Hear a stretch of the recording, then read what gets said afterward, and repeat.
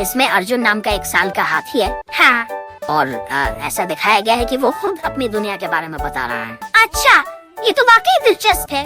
मतलब एक जानवर के नजरिए से दुनिया को समझना। बिल्कुल। भाषा तो खैर इंसानी ही है। शुरुआत करते हैं उसके घर से। हाँ। वो कहता है कि इंसानों ने उसके आने से पहले ही उसका घर नरम, आरामदायक और सुखद बना दिया था। और ये सिर्फ आरामदायक होने से ज्यादा है ना? जैसे वो जिक्र करती है लुढ़कती पहाड़ियों का। हाँ, और सोने के लिए नरम जगह। बिल्कुल। और पानी में खेलने के लिए एक स्प्लैश स्पॉट। ये दिखाता है कि जगह को कितनी बारीकी से, मतलब उसकी जरूरतों के हिसाब से डिजाइन किया गया है। सही कहा। ये आजकल जिसे हम एनिमल सेंटर्स में एनरिचमेंट कहते हैं, उसका हिस्सा है। सिर्फ रहने की जगह नहीं, बल्कि ऐसा माहौल जो उसे खेलने, सीखने, बढ़ने में मदद करे। मतलब सिर्फ सेफ रखना काफी नहीं है, उसके दिमागी और शारीरिक विकास का भी ध्यान रखना। बिल्कुल। और वो खेलने का जिक्र भी करता है। हाँ, कहता है कि एक अलग खेल का मैदान है और पानी में माँ को भी गिला कर देता है कभी कभी। हाँ, वो तो मजेदार है। पर ये खेलना हाथी के बच्चों के विकास के लिए बहुत बहुत जरूरी होता है। अच्छा, कैसे? इससे वो अपने मसल्स इस्तेमाल करना सीखते हैं, बैलेंस बनाना सीखते हैं, और अपनी माँ के साथ वो जो रिश्ता है वो भी मजबूत होता है।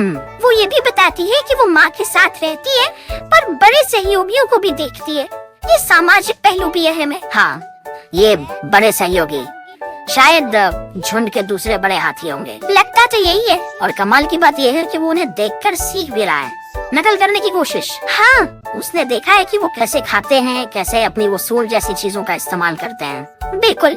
और उसने खुद भी चबाना शुरू कर दिया है बेबी बांस। हाँ, ये नकल करना, खासकर वो सूंड का इस्तेमाल सीखना, ये हाथी के बच्चे के लिए एक बहुत बड़ा माइलस्टोन है, समझिए।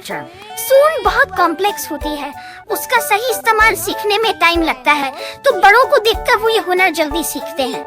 खाना कैसे पकड़ना, पानी कैसे पीना, चीजों को महसूस करना। तो ये सिर्फ नकल नहीं है, ये असल में जिंदगी का जरूरी स्किल सीखना है। एकदम सही। तो ये सिर्फ खेलना खाना नहीं हुआ, ये तो लगातार सीखना और अपने माहौल से जुड़ना है।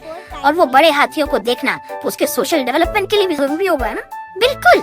हाथी बहुत सोशल जानवर होते हैं। बड़ों से ही वो सीखते हैं कि ग्रुप में कैसे रहना है, रिश्ते कैसे निभाने हैं, खतरे को कैसे पहचानना है। तो अगर ये बड़े सहयोगी वाकई दूसरे हाथी हैं, तो अर्जुन का उनके आसपास होना उसके सामाजिक विकास के लिए बहुत अच्छा है। अच्छा, ये दिखाता है कि जो उसकी देखभाल कर रहे हैं वो सिर्फ उसकी फिजिकल जरूरतें नहीं, बल्कि सोशल जरूरतों का भी ध्यान रख रहे हैं। तो अगर हम ये सब जोड़े, मतलब खास तौर पर बना घर, खेलने सीखने के मौके, माँ का साथ और बड़ों से सीखना, तो ये सब मिलकर अर्जुन के शुरुआती जीवन की एक काफी अच्छी, मतलब एक क्लियर पर्सपेक्टिव देते हैं। हाँ, देते तो है।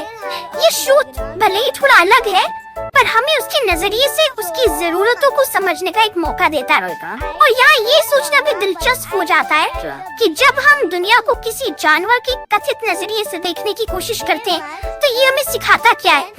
ये एक अच्छा सवाल है। मेरे ख्याल से ये हमें याद दिलाता है कि उनकी भी अपनी एक दुनिया है, अपनी जरूरतें हैं, अपने अनुभव हैं। हाँ, बेशक हमें भाषा की और इंसानी व्याख्या की सीमाओं का ध्यान तो रखना ही होगा, पर ये कोशिश ये हमें शायद उनके प्रति ज्यादा संवेदनशील बना सकती है। तो आखिर में सोचने वाली बात ये रह जाती है कि इस तरह का नजरिया अपनाने से, मतलब जानवरों के अनुभवों को सच में समझने की कोशिश करने से, क्या हमारे उनके साथ रहने के तरीकों पर या उनके संरक्षण के जो प्रयास है उन पर कोई गहरा असर पड़ सकता है? बिल्कुल पड़ सकता है। और ये सवाल हमें सिर्फ व्यक्तिगत देखभाल से आगे सोचने पर मजबूर करता है। अगर हम वाकई उनकी जरूरतों और अनुभवों को प्राथमिकता दें, तो शायद हम संरक्षण और सह अस्तित्व, मतलब साथ रहने के बारे में ज्यादा बेहतर ढंग से सोच पाएंगे। जरूर इस पर विचार करना चाहिए।